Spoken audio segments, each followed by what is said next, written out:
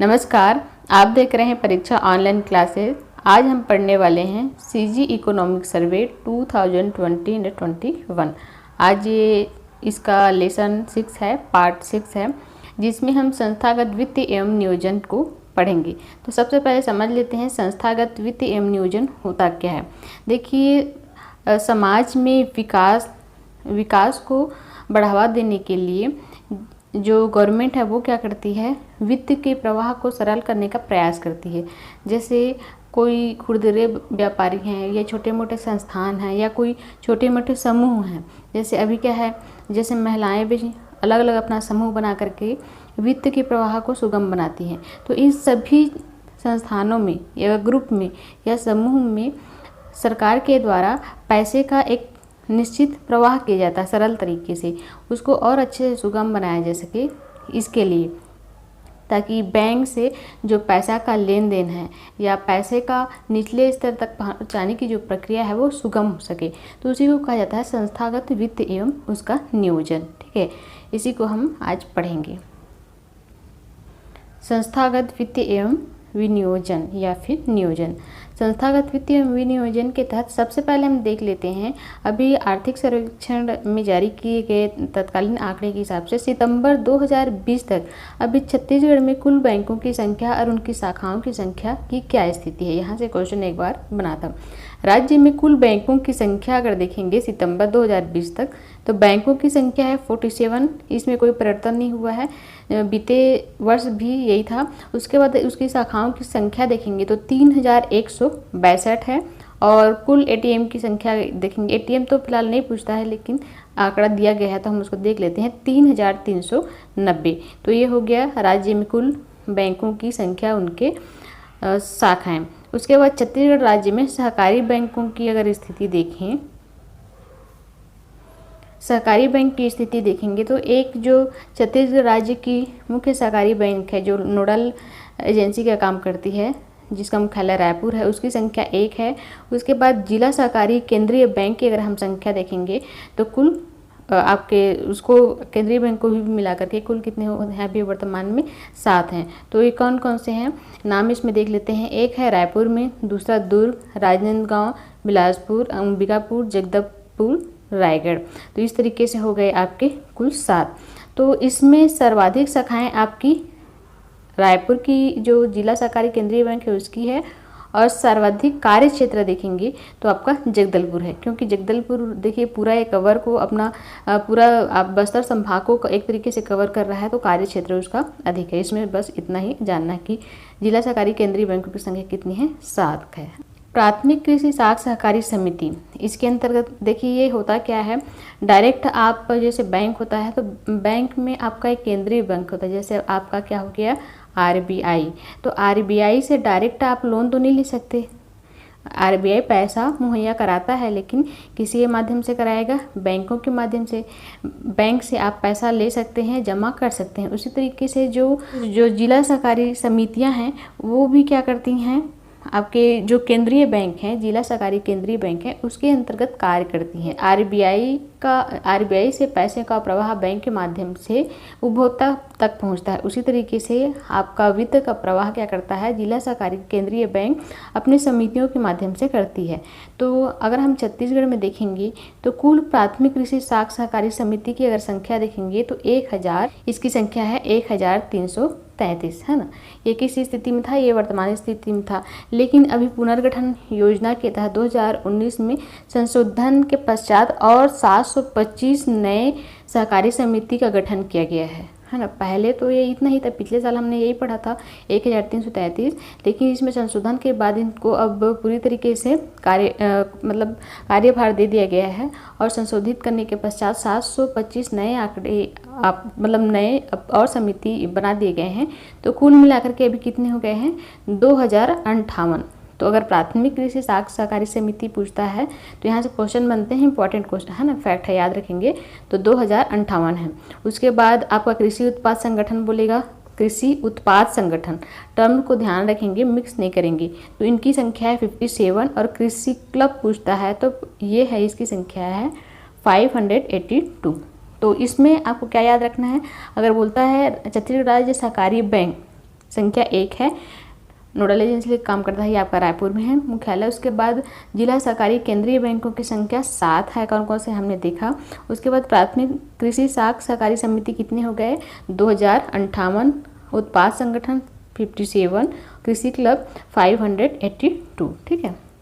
उसके बाद है महिलाओं को आवंटित ऋण में, जो महिलाओं को चाहे वो समूह के माध्यम से या इंडिविजुअली जो दिया जाता था ऋण, उसमें भी वर्तमान स्थिति में क्या परिवर्तन आए हैं। तो सितंबर 2020 तक इसमें वृद्धि हुई है, और कितने प्रतिशत की वृद्धि हुई है, 12.37% की वृद्धि हुई है। एक तरीके से हम देखें कि महिलाओं की भागीदारी अर्थव्यवस्था में धीरे धीरे बढ़ रही है, इससे यही स्पष्ट होता है। उसके बाद है एक योजना हम कह सकते हैं ई शक्ति। ई शक्ति, तो ई शक्ति है क्या, ये क्वेश्चन में बन सकता है। ई शक्ति स्वयं सहायता समूहों को डिजिटलीकरण के लिए तैयार करना है। आप सभी जानते हैं कि अभी क्या है, महिलाएं छोटे छोटे ग्रुप बनाती हैं स्वयं सहायता के रूप में, और ये वित्तियों का एक तरीके से नियोजन करते हैं। जैसे बैंक से पैसा उठाते हैं ग्रुप में और किसी किसी कार्य में उसका उपयोग करते हैं। तो इस तरीके से एक छोटे फाइनेंसर का काम आपके ये समूह करती हैं। तो इनको अब गवर्नमेंट क्या चाहती है कि पूरी तरीके से डिजिटलाइजेशन इनका हो जाए, तो इसके लिए ये प्रयास कर रही है। और बीते वर्ष तक ये 4 जिलों में इनका पायलट प्रोजेक्ट के तहत अभी ये 8 जिलों में इसका क्रियान्वयन किया जा रहा है, ठीक है। और कौन कौन से जिले हैं ये, राजनांदगांव, महासमुंद, दुर्ग, बिलासपुर, रायगढ़, दंतेवाड़ा, कांकेर और बस्तर। देखिए बस्तर संभाग के 3 जिले में कौन कौन से हैं, दंतेवाड़ा, कांकेर और बस्तर, ठीक है। बस्तर संभाग के 3 जिले हो गए। उसके बाद अगर हम देखेंगे दुर्ग संभाग के 2, राजनांदगांव और दुर्ग में, और रायपुर संभाग में 1, महासमुंद में, बिलासपुर संभाग में 1, बिलासपुर और रायगढ़ में। तो इसमें छूट कौन सा रहा है, आपका जो सरगुजा संभाग है ये छूट रहा है। इस तरीके से 8 जिलों में ई शक्ति का क्रियान्वयन किया जा रहा है।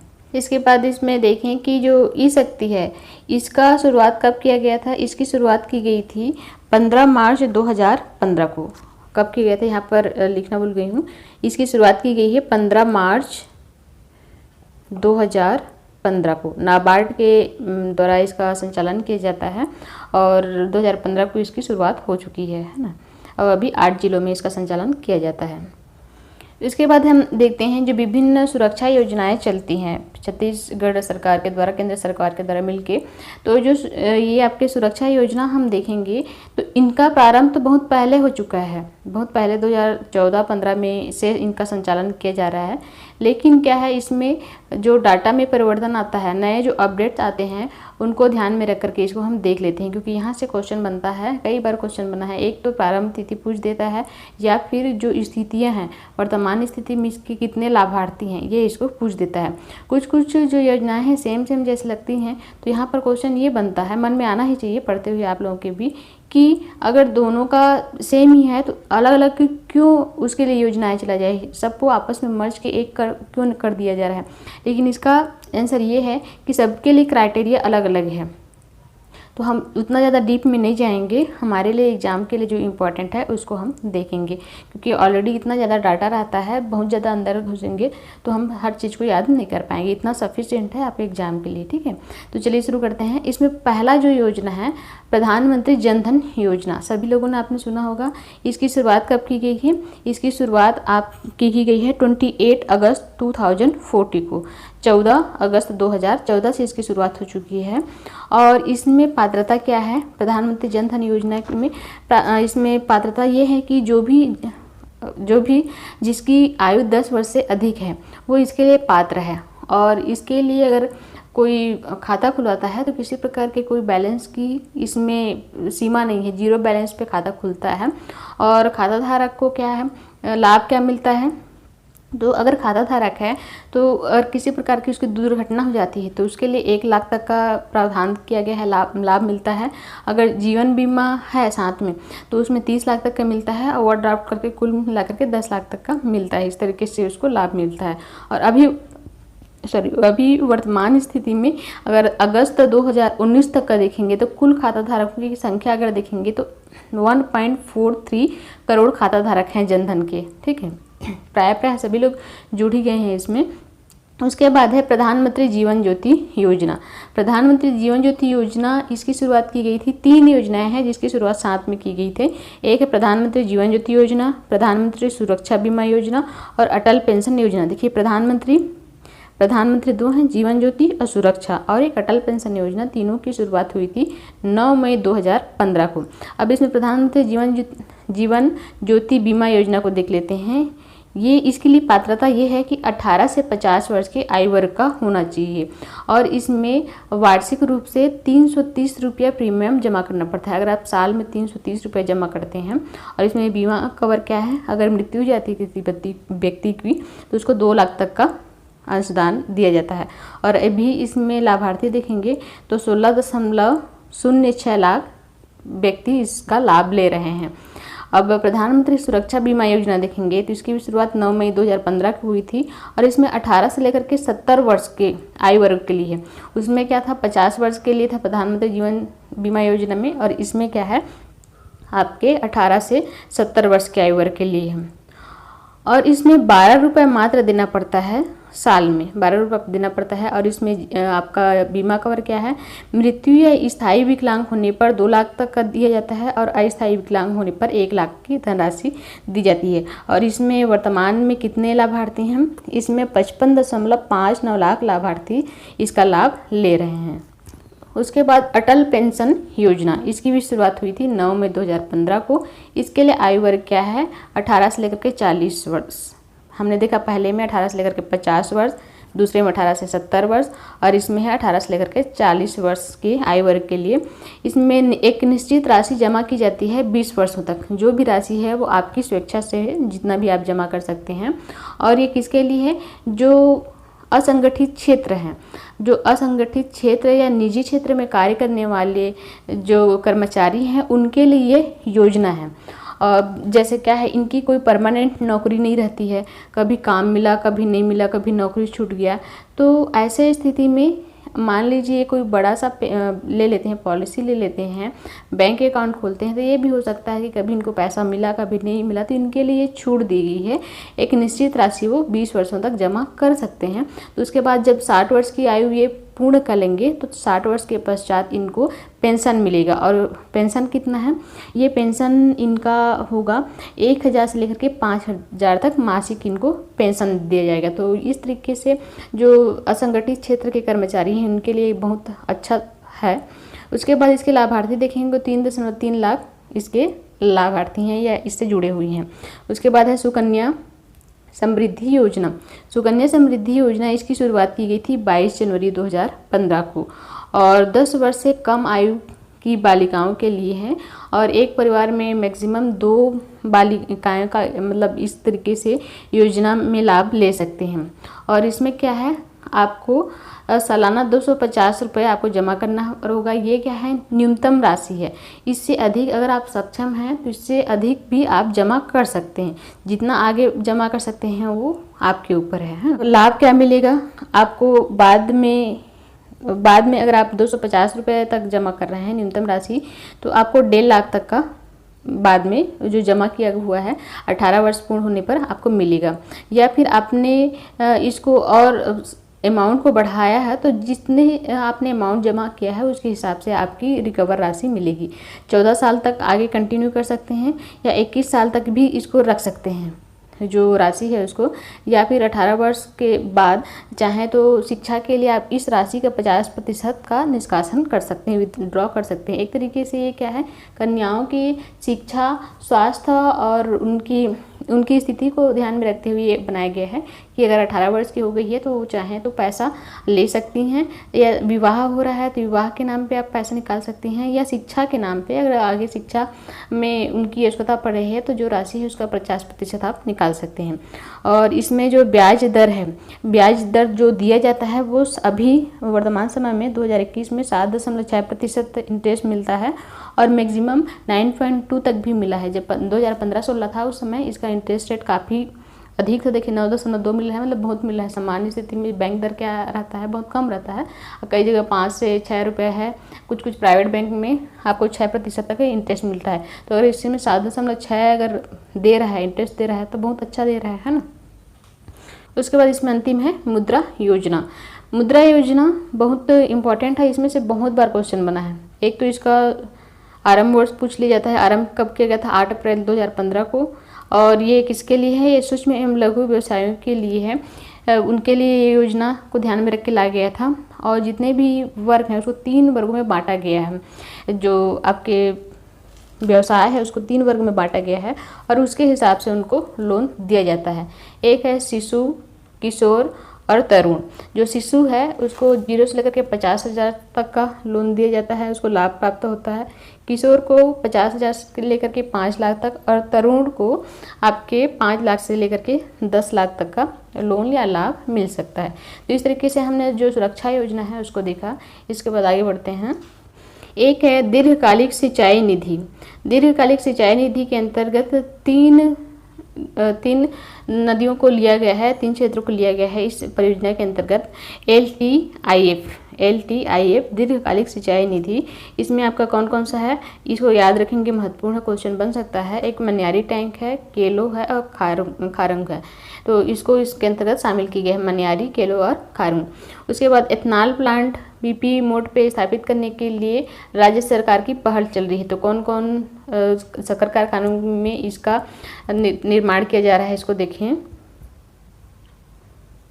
तो एथनॉल प्लांट के लिए पीपी मोड क्या होता है, जो प्राइवेट और पब्लिक सेक्टर दोनों आपस में मिल करके इसको क्रियान्वयन में योगदान देते हैं।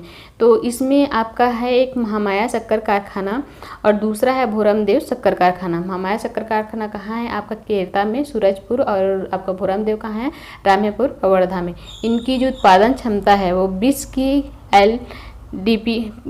KLPD है और इसका है 40 KLPD, ये इसकी यूनिट है। तो ये एथनॉल बनाया जाएगा, किससे बनाया जाएगा, शक्कर से बनाया जाएगा, तो ये महत्वपूर्ण है। उसके बाद एक और देख लेते हैं, तो इसको तो थ्योरी में आप पढ़ेंगे, फिर भी एक बार देख लेते हैं। स्थापित जो शक्कर कारखाने हैं, स्थापित शक्कर हमारे छत्तीसगढ़ में कुल कितने हैं, 4 शक्कर कारखाने हैं। एक रामेपुर कबीरधाम में, केरता सूरजपुर में, करकाभाटा बालोद में, पंडरिया में आपका कबीरधाम में, है ना। तो इनकी स्थापना सबसे पहले आपका रामेपुर कबीरधाम इसका हुआ था 2009-10 में, आपका सूरजपुर में हुआ था, बालोद में 2009-10 में, और 16-17 में आपके कबीरधाम में, पंडरिया में। और सर्वाधिक अगर क्षमता देखेंगे, पेराई क्षमता देखेंगे, शक्कर के उत्पादन का क्षमता देखेंगे तो सर्वाधिक किसका है, कबीरधाम का है। बाकी इनका दोनों का सेम है, और इसका और कबीरधाम और सूरजपुर का सेम है। सबसे कम किसका है, बालोद का है। तो इस तरीके से हमने आज के यूनिट कंप्लीट कर लिया। इसमें अगर किसी प्रकार का कोई डाउट है, अगर समझ नहीं आ रहा है, तो आप कमेंट के माध्यम से पूछ सकते हैं और अपना फीडबैक ज़रूर दीजिएगा, आप ज़रूर दीजिएगा। और जो चैनल में आज पहली बार विजिट किए हैं, तो इसके पहले भी हमने 5 पार्ट कंप्लीट कर चुका है आर्थिक सर्वेक्षण का। आप प्लेलिस्ट में जा कर के वीडियो देख सकते हैं, या फिर आई बटन में या डिस्क्रिप्शन बॉक्स में भी आपको लिंक मिल जाएगा, वहाँ से जा कर के इसके पहले की जितने भी वीडियो हैं उसको आप देख सकते हैं। इसी तरीके से आगे हम कंटिन्यू रहेंगे। इसके बाद हम नेक्स्ट पार्ट देखेंगे, 7 पार्ट इसका। हमने चैनल को सब्सक्राइब नहीं किया है, फटाफट से सब्सक्राइब कर दीजिए, क्योंकि आप भूल जाते हैं। साथ में बेल आइकन को भी प्रेस कीजिएगा, क्योंकि प्रॉपर नोटिफिकेशन आपको मिलता रहेगा।